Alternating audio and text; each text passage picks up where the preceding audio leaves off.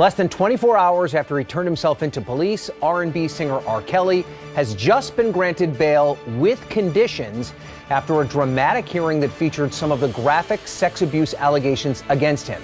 His bond has been set at $1 million, and he's been ordered to turn over his passport and have no contact with any of his alleged victims or anyone under the age of 18.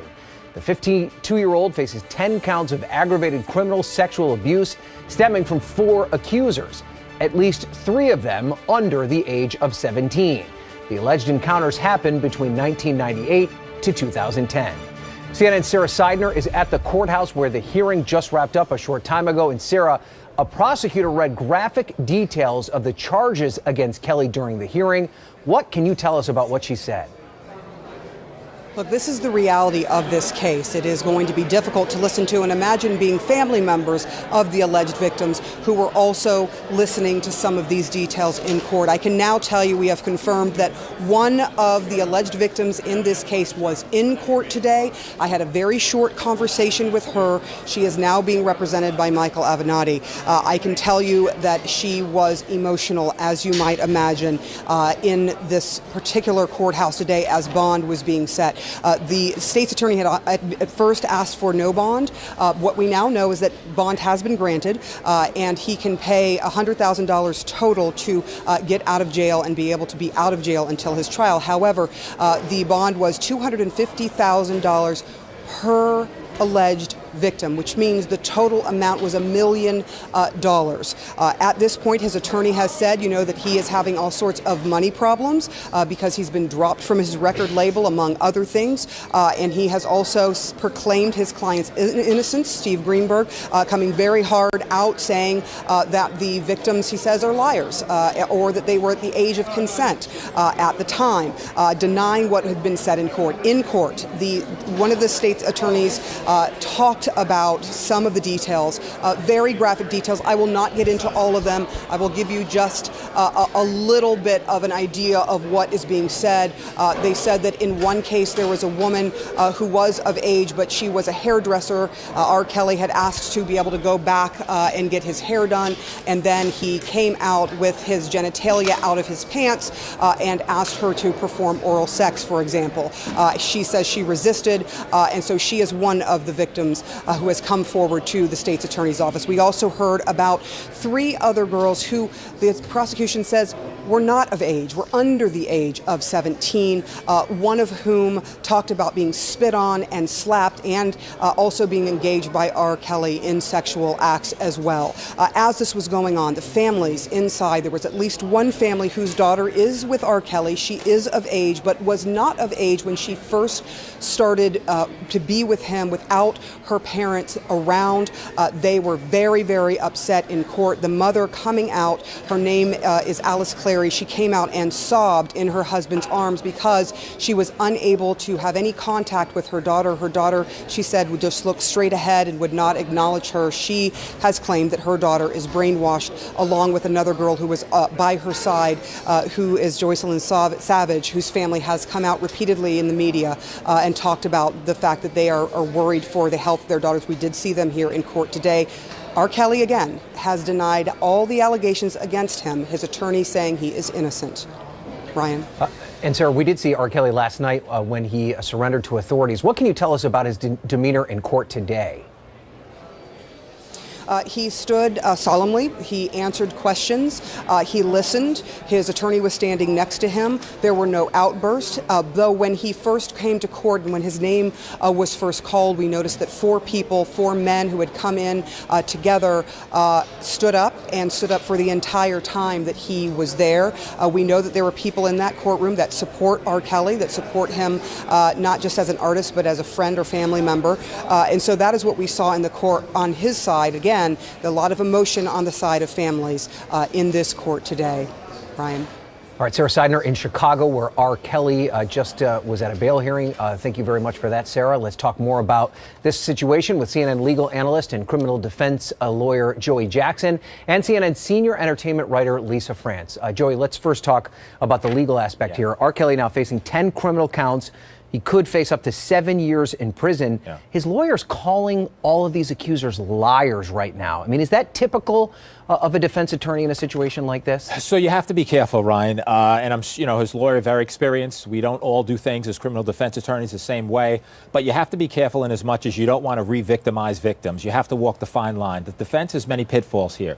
The first pitfall, of course, is that we are in a new era. We're in an era of Me Too. We are in an era of Time's Up. We are in an era of I'm mad as heck and I'm not going to take it anymore. Right. And you see the chickens coming home to roost. In that climate, you don't want to demonize victims. You don't want to assail them. But at the same time, the attorneys in the time of court are going to need to challenge the credibility.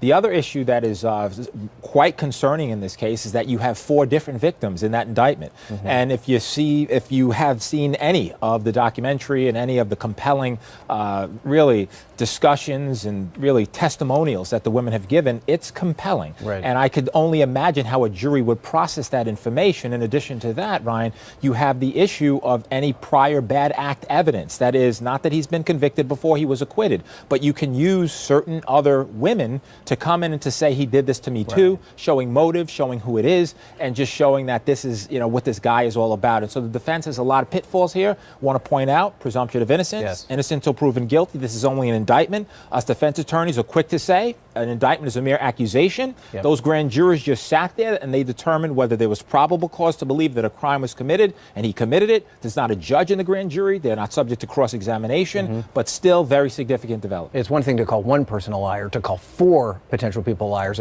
probably a whole different situation. And Lisa, Joey mentioned kind of the impact of this docuseries Surviving R. Kelly has had on this particular case. I remember when the first trial happened, there was all of these accusations about R. Kelly, and then it seemed as though everybody forgot about it.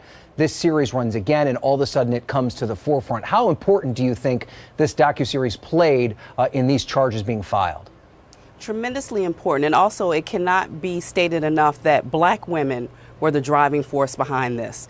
Black women have been beating this drum for years, saying that R. Kelly needs to be brought to justice. And after Bill Cosby was convicted, there all of a sudden was, a lot more conversation about, we're looking at this list of powerful men from Me Too has helped to bring down, where is R. Kelly's name? And Black women consistently said something needs to be done. Dream Hampton, Black woman, the woman behind Surviving R. Kelly. And I think it was much more difficult for people to say, maybe this didn't really happen, when you saw these women sharing their stories and their allegations and crying, and you saw the amount of emotion with them and with their families. It could no longer be ignored.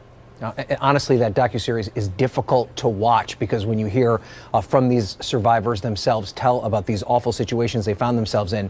Joey, we are talking about evidence here and allegations that span over 2 decades. I mean, that goes all the way back to 1998 to 2010. How important is the length of time that these accusations cover going to be in terms of presenting the evidence in the case? It's a great question, Ryan. And look, we have a statute of limitations for a reason. The statute of limitations exists because memories fade, witnesses disappear, and you want to make sure evidence doesn't go stale. At the same time, as long as these charges are brought within that applicable period of time, then it's a non-issue. Just quickly, what ends up happening is, in terms of the statute, you have 20 years if you're a minor and you've been subject to alleged abuse. After your 18th birthday, that's until you're 38, in order to bring forth charges. The law has since changed, and Illinois has joined 37 other states where there now is no statute of limitations, but you're dealing with the statute that existed at the time.